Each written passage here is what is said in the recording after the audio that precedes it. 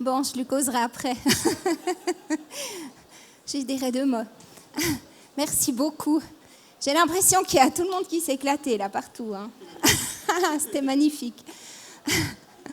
Merci infiniment, vraiment à tous. Et je veux dire merci à Sam, là-haut, on ne le voit pas, mais j'ai beaucoup aimé la manière dont tu fais l'éclairage, les lights. C'est vraiment trop cool. Merci beaucoup, Sam. Merci.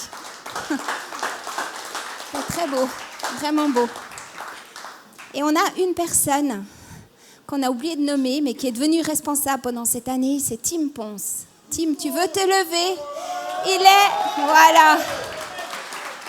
Donc Tim, il s'occupe de toute une équipe de photographes. Donc c'est grâce à lui et à son équipe, vraiment, qu'on a des photos sur les réseaux sociaux tellement magnifiques et tellement belles. Donc merci beaucoup, Tim.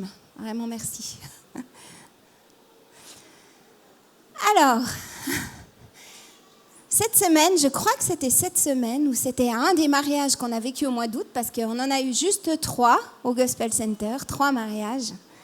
Magnifique. D'ailleurs, je me demande si les jeunes mariés sont tous là. Monsieur et Madame Aratibel, vous êtes là? Ouais. Monsieur et Madame Murner. Debout. Et Monsieur et Madame Mange. Où est-ce que... Voilà. Wouh!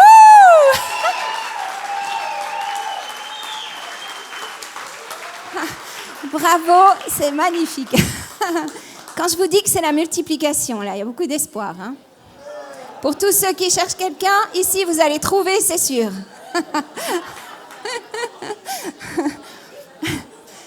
Donc, quand j'étais à un de ces mariages, à une table, j'ai discuté avec un ami français, un des mariés, n'est-ce pas, qui, en fait, on parlait de limite de vitesse. Hein, limite de vitesse. Et c'est vrai que...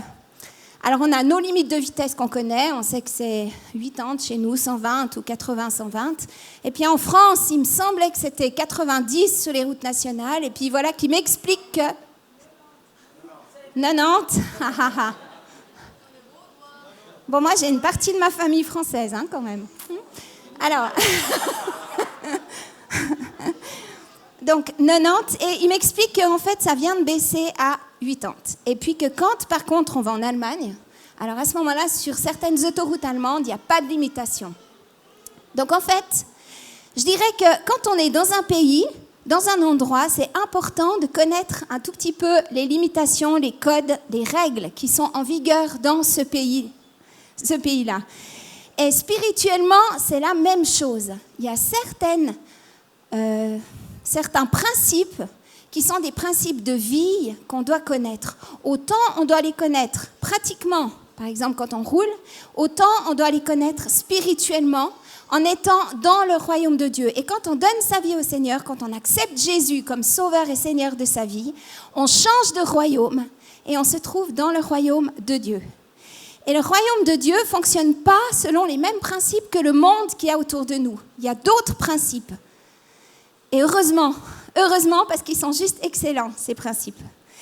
Et c'est pour ça que c'est tellement important de lire le meilleur mode d'emploi, la parole de vie, qui est la Bible, pour connaître justement ces principes et connaître les principes qui sont tellement importants pour que vous puissiez vivre une vie qui vaut la peine d'être vécue. Pas une vie au rabais, où on profite que de certaines choses, mais pour dire, alors là, tu peux t'éclater, tu peux foncer, parce qu'en fait, tu as l'aval de Dieu, tu as vraiment la poussée que Dieu aimerait te donner. Et certaines fois, il te dira, la ralentis, fais attention. Et tout ça, c'est dans la Bible. Tous ces principes, tous ces conseils, ces choses excellentes sont écrites par celui qui nous a créés chacun et qui nous connaît le mieux. Qui nous connaît mieux que celui qui nous a créés? Et en fait, dans la Bible, il est parlé de la foi. Il est dit combat, le bon combat de la foi. Il est dit aussi que c'est par la foi qu'on devient héritier. Par la foi. Et Jésus leur a dit à un moment donné, ayez foi en Dieu. Ayez foi en Dieu. Il doit être attiré par je ne sais pas quoi. Il est dit aussi, le juste vivra par la foi. Alors quand on dit ça, on dit ok, la foi, d'accord. Ça, je peux peut-être arriver à comprendre ce que c'est plus ou moins, de croire en quelque chose que je ne vois pas, que que j'arrive pas à sentir, ni à voir, ni à toucher. Je veux croire ça. Mais le juste vivra par la foi. Mais le juste, c'est qui le juste? Eh bien, dans la Bible, c'est celui qui a mis sa foi en Dieu. C'est celui qui un jour a dit, Jésus, je te veux dans ma vie, je veux vivre pour toi, je veux vivre avec toi. Celui-là, c'est injuste. C'est injuste. C'est pas celui qui fait des bonnes œuvres ou qui est droit dans sa vie seulement, qui est irréprochable. Alors oui, quand tu es justifié, tu es encouragé à être droit et à vivre justement. Et en fait, tu as envie de le faire. Mais ce n'est pas tes propres actes ou tes actes de justice qui vont te rendre juste. Ce n'est pas venir au Gospel Center le dimanche soir qui va nous justifier. Ça ne change rien. Par contre, si tu as mis ta foi en Jésus, tu as envie de te retrouver avec d'autres et tu as envie de faire partie d'une communauté, d'être dans une famille pour t'encourager, pour prendre des forces, pour en fait vivre le reste de ta semaine. Tu as envie de ça. Tu as envie de vivre ça. Si tu veux bénéficier de tout ce que Jésus a à te donner, il faut vivre par la foi. Il faut mettre ta foi en Dieu. Et le principe de la foi, je vais vous parler juste d'une parabole. Le royaume des cieux ressemble à une graine de moutarde qu'un homme a prise et semée dans son champ. C'est la plus petite de toutes les semences, mais quand elle a poussé, elle est plus grande que les légumes et devient un arbre, de sorte que les oiseaux du ciel viennent habiter dans ses branches. Vivre par la foi, c'est accepter que les grandes choses ont toujours un petit commencement. Les grandes choses ont toujours un petit commencement.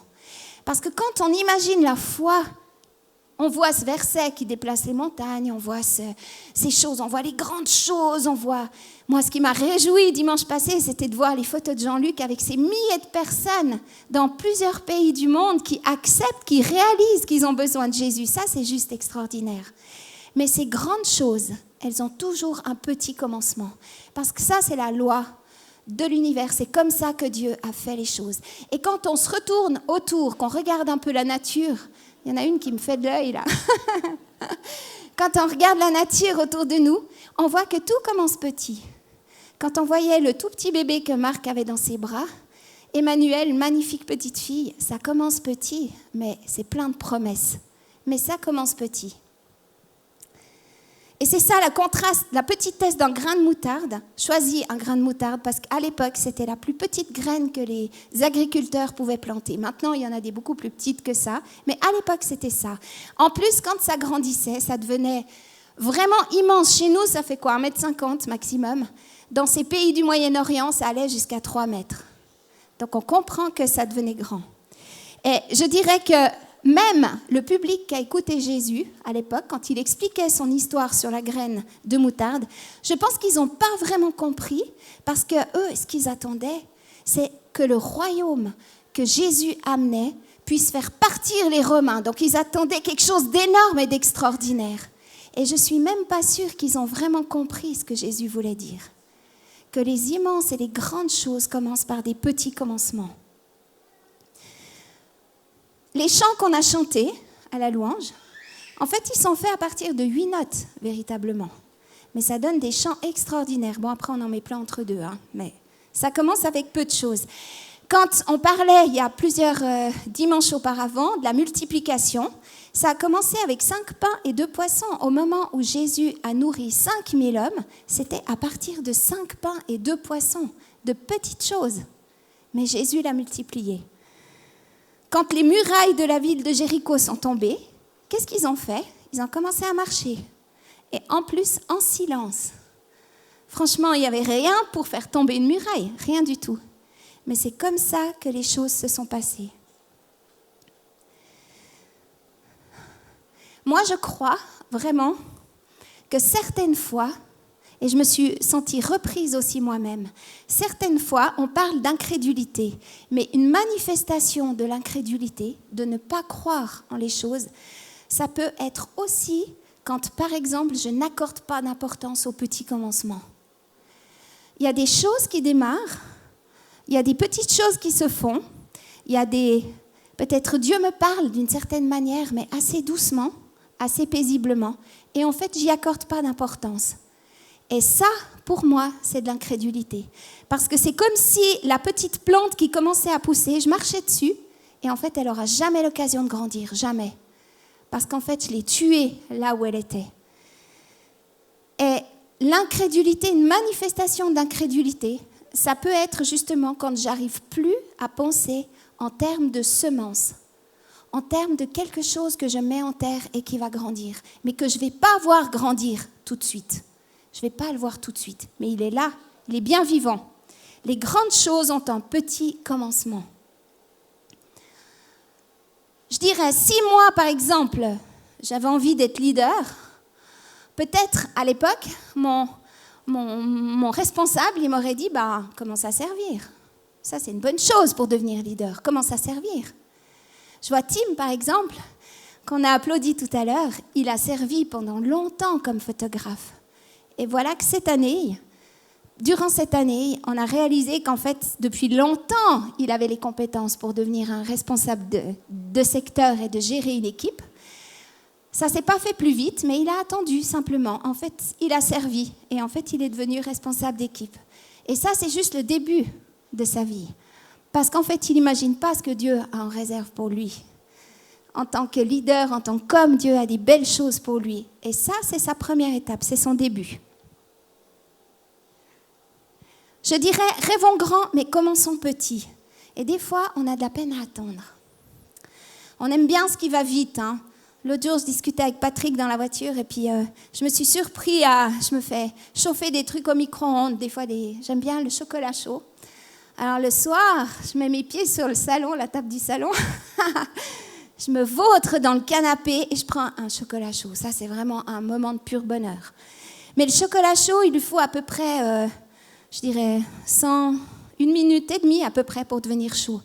Mais en général, j'attends même pas 1 minute et demie. Pourtant, c'est pas long. À 1 minute 40, cling, j'appuie sur le machin et je sors le chocolat. Et en fait, j'arrive même pas à attendre que le micro-ondes ait chauffé ce que j'ai besoin. Et je me dis, on raisonne souvent comme ça. On est pressé, on aimerait que ça aille vite. Moi, je dois souvent me raisonner. Heureusement que j'ai un mari qui tient la route. Puis qui de temps en temps me dit, chouchou, ça va aller, tu sais, ça va aller. Alors voilà. Moi, je pense que le fait de négliger les petits commencements, ça c'est une manière d'être incrédule. Mais le sentiment aussi, quand on n'accorde pas d'importance aux petits commencements, c'est comme si on doutait ou on n'accordait pas d'importance à l'amour que Dieu a pour nous. Parce que Dieu se révèle dans les petites choses, il se révèle dans des paroles qu'il nous donne, dans un verset qui nous parle. Mais certaines fois, on le balaye comme si ce n'était pas important, comme si on ne réalisait pas l'amour que Dieu a pour nous et le soin qu'il prend à nous parler. Et quand on balaye ces choses, c'est comme si on fermait la porte à la chose plus grande. Donc c'est vraiment important de veiller et de ne jamais laisser tomber ou mépriser les petits commencements. Apprendre à aimer le petit, parce qu'au travers de ces petites choses, Dieu amène des grandes choses. Certaines fois, ces petites choses qu'on peut recevoir de Dieu ou qu'on peut faire pour lui, c'est certaines fois juste, Dieu est là, c'est juste de tourner ses pieds dans sa direction. Et dans certaines situations de vie, c'est juste la force, on a juste la force pour faire ça. Juste pour dire, Seigneur, j'en peux plus, j'y arrive pas. Mais le fait, ces 5 pains et ces 2 poissons, le fait d'orienter ses pieds en direction de Jésus, de dire, j'ai pas la force, mais je veux te faire confiance, je veux te faire confiance, je veux regarder à toi. Ça, c'est juste ce que Dieu prend comme offrande, on va dire, pour amener la multiplication aussi dans nos vies. Mais il ne le fera pas, ou il ne pourra pas le faire tant qu'on ne s'est pas orienté de la bonne manière. Apprenons à être fidèles dans ces petites choses. Il y a ce verset qu'on connaît, qu'on a souvent entendu, parce qu'on nous le répète. Celui qui est fidèle dans les petites choses l'est aussi dans les grandes. Celui qui est fidèle dans les petites choses l'est aussi dans les grandes. Si tu es fidèle dans les petites choses, un jour, quelqu'un va s'approcher de toi, puis il va te dire, c'est incroyable ce que tu as fait. Oh, mais tu as vu ça? Parce que peut-être vous allez être à la tête d'une entreprise, vous allez avoir peut-être 3-4 succursales de, je sais pas, de confection ou d'autres, ou alors un business ou un business pour, je sais pas, n'importe quoi. Et quelqu'un s'approchera de vous, ou alors vous serez un prédicateur incroyable, ou vous aurez une église avec je sais pas combien de membres et je sais d'autres. Et quelqu'un arrivera vers toi, puis te dira, mais purée, mais les grandes choses que tu as faites, c'est incroyable. Puis là, tu vas le regarder, puis tu lui diras, c'est juste la somme de nombreuses petites choses que j'ai faites. Parce que c'est jamais une seule grande chose. C'est juste quand on est fidèle, quand on obéit, quand on dit, OK Seigneur, je fais ce que tu me demandes. Là, je me fais un peu violence et je vais dans la direction que tu me demandes d'aller. Et quand Dieu voit la fidélité, il voit la persévérance, un jour, il multiplie ces petites choses que tu as. Et il nourrit la foule. Persévérer en continuant de lui faire confiance. Il y a un moment donné où Jésus il dit à ses disciples, parce qu'ils étaient à côté d'un papa et d'un fils qui étaient épileptiques, et puis ils ont tout essayé pour chasser cet esprit mauvais qui était là, ce démon qui était dans ce petit garçon. Et puis en fait, ils n'y sont pas arrivés. Puis Jésus est arrivé, puis sur une parole, l'enfant a été délivré. Et là, il leur a dit un truc qui était assez marrant. Il leur a dit, si vous aviez de la foi comme un grain de moutarde, vous diriez à cette montagne, déplace-toi d'ici jusque-là, et elle se déplacerait. Rien ne vous serait impossible. Mais si la montagne qui était devant moi, ce n'était pas l'impossibilité, mais qu'en fait, c'était juste mon incrédulité, mon doute, ce qui m'empêche en fait de croire que Dieu peut faire les choses. Ça, c'est une montagne. Ça, c'est une montagne. Le problème, ce n'est pas la foi. Quand il l'explique, une toute petite foi peut amener énormément de choses. Parce que cette foi, c'est la puissance du Saint-Esprit, la personne du Saint-Esprit dans nos vies. Donc la foi, on en a assez. On en a bien assez. On peut être fortifié justement par la foi.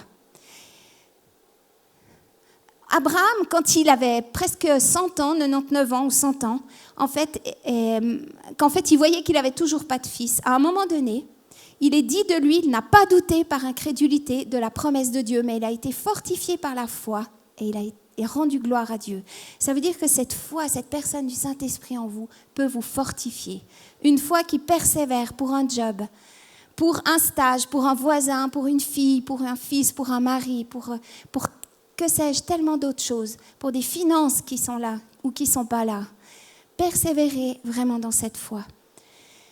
Et moi, je vous encourage, parce que je le vois pour moi, à ne pas confondre souvent la foi avec nos émotions. Certaines fois, on en peut... Ouais, je parle de foi et de foi, mais il y a des moments où on a une foi qui est débordante. On a l'impression qu'on pourrait gravir l'Everest à pieds nus, puis que ça irait comme ça. Mais en fait, souvent ça, c'est un tout petit peu nos émotions. Et le problème, c'est quand nos émotions descendent, il n'y a plus rien. La foi, c'est la paix, c'est le repos. La foi, c'est une attente paisible en sachant que ce Dieu a promis, il va l'accomplir. Ça, c'est la foi. C'est une attente paisible, un repos. Ce n'est pas inactif, mais c'est paisible. Ça, c'est la foi. Et je voulais vous donner un témoignage pour illustrer par rapport à ces petits commencements. Comment le fait d'arriver à faire des grandes choses démarre par des petits commencements. C'est quand notre fils avait sa femme à l'hôpital après un très grave accident. Elle a été au CHUV, ensuite elle a été à la SUVA. Et puis elle se trouvait dans une chaise roulante. Et puis elle ne pouvait plus marcher du tout. Elle avait vraiment les pieds qui étaient plus de force, plus rien. Mais vraiment plus rien. Et puis non seulement elle ne parlait pas, mais elle ne marchait pas. Et puis à un moment donné, notre fils et mon mari se sont mis d'accord. Et ils ont dit, on croit, ils ont vraiment reçu ça dans leur cœur, que cette jeune femme allait sortir de la SUVA debout, en marchant. Mais en fait, il n'y avait aucun signe avant-coureur, rien du tout. Et elle était dans sa chaise roulante, qu'on poussait, que Nicolas poussait. Et puis, à un moment donné, la personne s'occupait d'elle, elle est partie en vacances pendant 3 semaines. Et avant de partir, elle a dit à Simone, notre belle-fille, elle lui a dit, écoute, pendant que je suis loin ou quand je reviens, on va commander une chaise roulante électrique. Comme ça, tu n'auras plus besoin de quelqu'un qui te pousse, mais tu pourras toi-même manipuler ta chaise puis aller partout où tu as envie. C'est pénible de toujours avoir besoin de quelqu'un. Et puis en fait, elle est partie en vacances. Et quand notre fils a entendu ça, il a dit, mais moi, je peux pas ça. Parce que si elle reste dans sa chaise roulante électrique, elle va s'habituer à ça et ça deviendra quelque chose de normal. Alors, il a acheté deux toutes petites choses. C'est des bâtons pour marcher. Vous savez, ces bâtons pour faire, je sais plus quoi. Comment ? Nordic walking, voilà. Il lui a acheté 2 bâtons. Et ensuite, il la portait par la taille et elle tenait ses bâtons comme ça. Et puis, elle essayait de se mettre debout, mais c'était vraiment difficile. Et en fait, pendant ces 3 semaines, il a essayé de la mettre debout. Elle se tenait sur ses bâtons. Elle avait les pieds qui fléchissaient, qui avaient vraiment zéro force. En plus, elle ne savait pas comment les positionner. Et voilà qu'au bout de ces 3 semaines, quand je ne sais plus ce que c'était, sa physio est revenue, Simone arrivait à se tenir quelques secondes juste debout avec les bâtons, mais vraiment très peu. Et quand cette femme a vu ça, elle a dit, alors on ne va pas acheter de chaise. On va te prendre un rollator. Voilà. Un truc à roulette. Et comme ça, tu pourras te tenir debout et on va continuer. Et quand elle est sortie de la Suva, elle marchait avec son rollator, mais elle est sortie debout plusieurs mois plus tard. Ça, c'est quand même extraordinaire. En plus, c'est la championne des Via Ferrata, là. Donc, voyez un peu le chemin qu'elle a parcouru. Une foi qui persévère et qui n'abandonne pas. Jamais mépriser les petits commencements. Quand on donne quelque chose, quand on reçoit quelque chose de la part du Seigneur, prendre ces choses au sérieux et savoir que les grandes choses arrivent et commencent toujours par des petits commencements. La foi, c'est la ferme assurance des choses qu'on espère, la démonstration de celles qu'on ne voit pas. C'est à cause d'elle que les anciens ont reçu un témoignage favorable. Comprendre et accepter que le visible prend toujours naissance dans l'invisible. Dans l'invisible, Dieu, on ne le voit pas. On le sent, on l'entend dans nos cœurs, on l'entend dans nos pensées.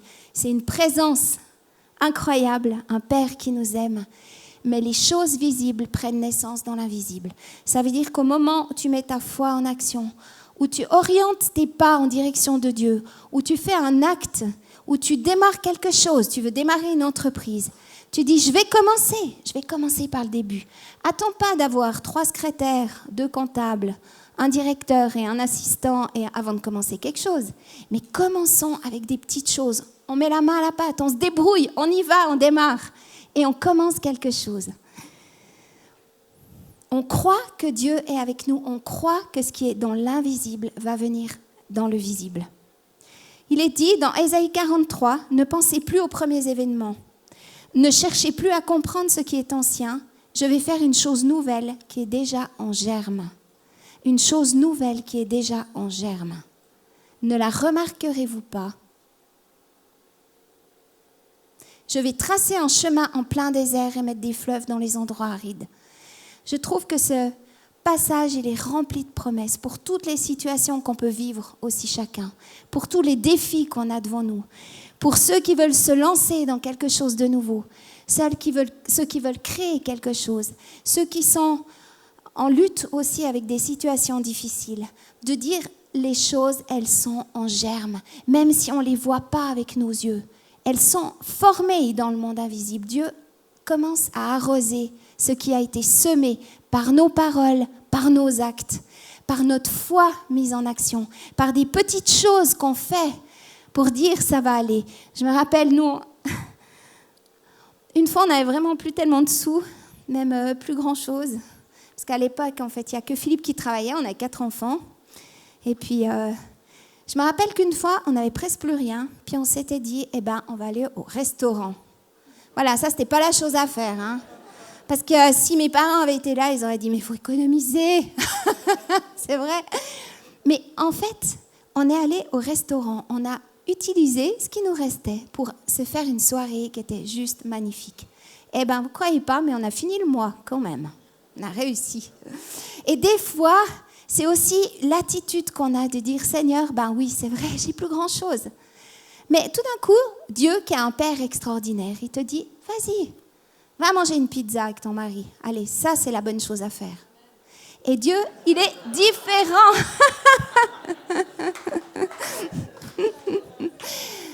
Je trouve qu'on a, voilà, de réagir différemment. L'ennemi veut enlever de nos yeux les promesses de Dieu. Mais moi, je veux garder mes yeux sur les promesses. La foi, c'est il semble que rien ne se passe. C'est pas le temps. Mais en fait, les choses visibles prennent racine dans l'invisible. Alors, je vais juste terminer en vous rappelant les 3 points que je trouve tellement importants et que je prends pour moi, parce qu'on vit tous des situations où on a besoin vraiment d'être encouragés. C'est d'accorder de l'importance aux petits commencements, de persévérer en continuant de faire confiance à Dieu. Continuer de faire confiance à Dieu. Et toujours me rappeler que le visible prend naissance dans l'invisible. Ça commence par la foi, ça commence avec Hébreu, ça commence avec le fait que je ne vois pas, mais que j'ai la ferme assurance de ces choses. Et je crois en un Dieu que je ne vois pas avec mes yeux, mais qui remplit toute ma vie et qui déborde de ma vie. Et c'est là, dans ce Dieu invisible, que je place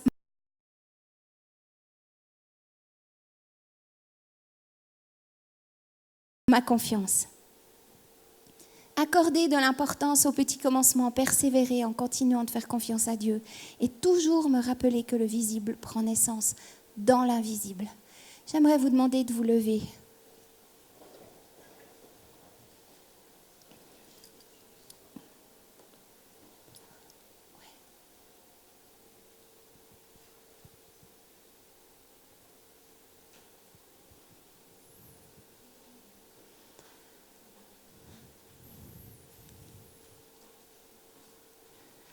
Je crois que je veux simplement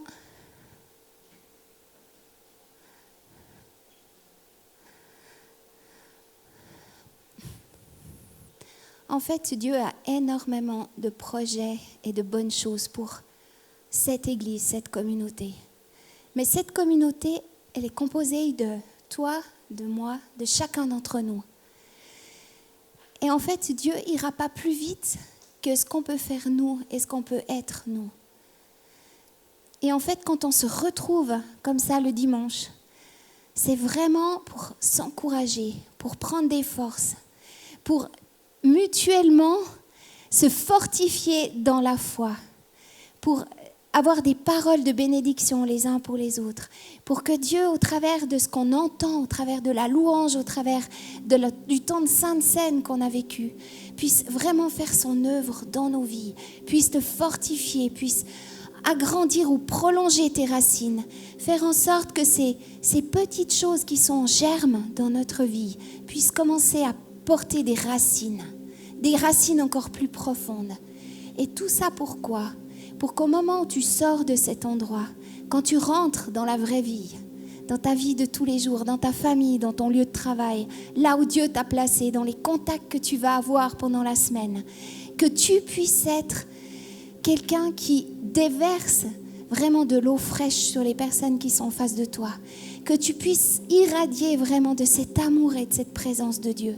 C'est pour ça qu'on est là aujourd'hui. C'est pour ça que Dieu veut rejoindre ton cœur. C'est pour ça que Dieu te dit, mais il y a plein de petites choses que je t'ai données dans ta vie. Mais peut-être qu'il y en a certaines que tu as mis de côté parce que tu n'as pas réalisé que ces petites choses, c'était comme ces graines de moutarde qui allaient porter du fruit dans ta vie. Et en fait, je crois vraiment qu'on est tous appelés, mais appelés d'une manière particulière, parce que c'est quelque chose que je porte vraiment dans mon cœur et dans mes tripes, où je crois que la multiplication est dans cet endroit et que Dieu veut se manifester d'une manière particulière au travers de chacun d'entre nous. Que ce qu'on a vu jusqu'à aujourd'hui, c'était que le début. Mais on veut le chérir, ce début. Ces témoignages de guérison qu'on a entendus déjà. Ces personnes qui ont été touchées dans leur cœur. Cette semaine, il y a encore une personne, une jeune femme qui a donné sa vie au Seigneur. Ça faisait 1 année qu'elle réfléchissait, puis elle venait là. Et la semaine passée, elle a dit, je choisis de suivre Jésus. Et en fait, c'est des choses comme ça qui se passent et on voit le début. Et moi, je veux vraiment chérir et ce qu'on veut faire, parce que ce qu'on désire, c'est que ça multiplie. C'est que tellement de personnes autour de nous puissent être touchées par le témoignage de Jésus, puissent réaliser en fait qui il est pour eux, les projets de bonheur, les projets extraordinaires qu'il a pour leur vie. Ce qu'on désire, c'est voir des miracles se passer, encore plus que ce qui se passe maintenant. Il y a eu des guérisons au niveau de la digestion, au niveau du dos, au niveau de l'épaule, au niveau de plusieurs choses, de la tête aussi, une dépression, une personne qui souffrait de dépression qui a été guérie instantanément. Et ce qu'on désire, c'est que ça devienne notre pain quotidien, quelque chose de normal, quelque chose de normal. Et j'aimerais vraiment vous encourager à prendre ces choses, à pas vous dire, mais ça c'est pour les autres, mais ça, ce que vous entendez, c'est pour vous. Parce que Dieu a misé sur toi. Il a misé sur toi. Ces graines de surnaturel, il les a posées dans ta vie. Et ce qu'il désire, c'est que tu les prennes au sérieux. C'est que tu les récoltes, que tu les laisses grandir, que tu les arroses, que tu dis, Seigneur, je vais voir des choses plus grandes. Seigneur, je dirige mes pas là, mais il y a des choses qui vont se passer. Je me bats contre certaines difficultés vraiment grandes dans ma vie. Mais je veux continuer de marcher parce que je crois que ce que tu as commencé, tu vas l'accomplir jusqu'au bout. Tu vas l'accomplir jusqu'au bout. Je souffre dans mon corps de certaines choses. Mais aujourd'hui, je vais encore m'approcher à la fin de la célébration et je vais demander qu'on prie encore pour moi. Et tant pis si c'est la 4e fois ou la 5e fois, je vais continuer jusqu'à ce que la plante germe et que l'accomplissement de Dieu se fasse. Je vais aller jusqu'au bout. Et je crois aussi que plusieurs d'entre vous, il y a quelque chose de particulier au niveau de la créativité, au niveau de l'esprit d'entreprise aussi dans cette église. J'entends tellement de jeunes qui disent « Moi, j'ai à cœur de commencer ça, j'ai à cœur de démarrer ça. » Et on veut chérir vraiment ces perles que Dieu a déposées dans les vies, dans vos vies à chacun, pour que ça prenne naissance. On désire vraiment arroser de bénédictions parce qu'on croit en ces jeunes qui se lèvent et qui disent « Je veux démarrer quelque chose parce que Dieu m'a donné quelque chose de particulier. » Et on veut bénir vraiment chaque personne, chaque jeune, chaque gars, chaque fille dans cet endroit qui dit « Je vais lever, je vais faire quelque chose de particulier. » On croit à ça. Et Seigneur, je prie vraiment maintenant que ta présence qui est tellement forte, qui est tellement douce, puisse envahir nos cœurs, mais avec une force, avec une détermination, avec quelque chose de puissant qui se lève dans nos vies et où tout à coup, l'impossible devient possible, le regard change. Moi, je vois des lunettes qui sont en train de tomber, des lunettes qui étaient toutes rayées, qui étaient abîmées. Elles sont en train de tomber à terre. Et Dieu est en train de changer votre vision. Il y a de l'espérance et il y a de l'espoir qui est en train de venir dans vos vies. Et tu commences à te dire, mais pourquoi pas moi? Pourquoi ça ne se passerait pas pour moi? Eh bien, je te dis, là, ça, c'est la graine de moutarde que tu es en train de récolter. Ça, c'est le début du miracle que tu es en train de prendre. Quand tu dis « pourquoi pas moi ?» ça veut dire que tu prends ce miracle et tu commences à le mettre dans ta vie. Et tu vas commencer et tu vas continuer en l'arrosant, en disant « Seigneur, je te remercie de ce que tu es en train de faire dans ma vie. Je te remercie parce que ces talents-là, tu es en train de les développer. Parce que cette difficulté que j'ai, moi, je la maudis et je ne la veux plus. Et tu remplaces ça par la vie. Tu redonnes de l'espérance. Tu redonnes la vie là où il y avait la mort. Tu amènes de l'eau qui arrose là où la vallée était desséchée. Là où il n'y avait plus d'espoir, il y a de l'eau qui coule. Et cette attitude-là, c'est récolter ces graines, cette foi qui va grandir et le miraculeux qui va se manifester. Et Seigneur, je bénis vraiment chaque personne ici présente.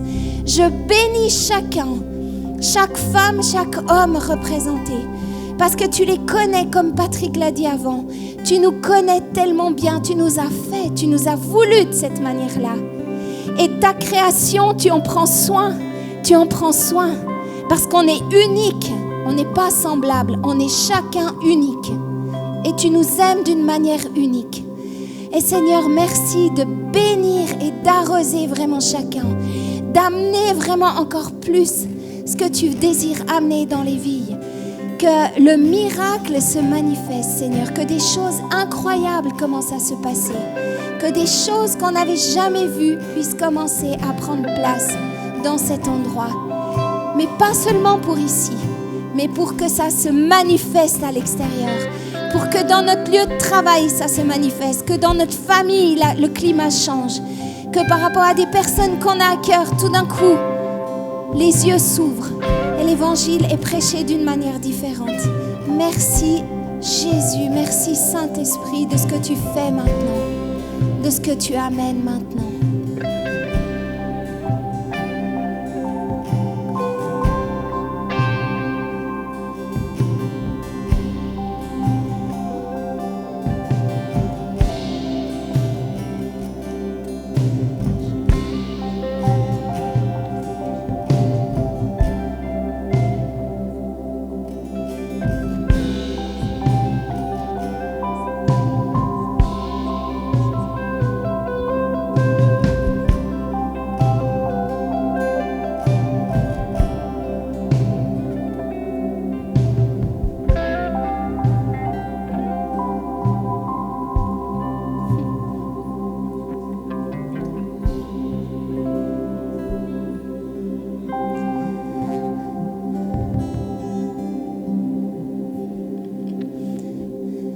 J'aimerais pour terminer ce temps,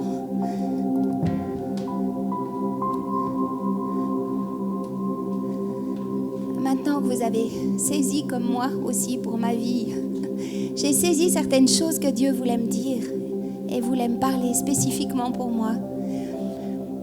Mais en ce moment, j'aimerais qu'on finisse sur une note où en fait on va de l'avant, où en fait on s'élève aussi vraiment dans cette présence de Dieu. Et on a chanté des chants qui étaient juste incroyables avant.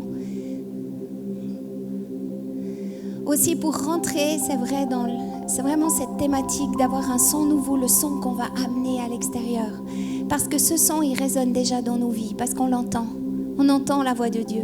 Et on peut la manifester, on peut la communiquer aussi autour de nous. Et j'aimerais qu'on puisse finir avec un chant où on chante vraiment de tout notre cœur, où on peut adorer ce Dieu extraordinaire, mais où on peut se lever vraiment dans ces domaines dans lesquels il nous demande de nous lever, dans ces domaines dans lesquels il nous demande de faire grandir notre foi, de la nourrir, de l'arroser et d'aller jusqu'au bout, de persévérer jusqu'à ce que les grandes choses soient là. Parce que ça, c'est sa promesse.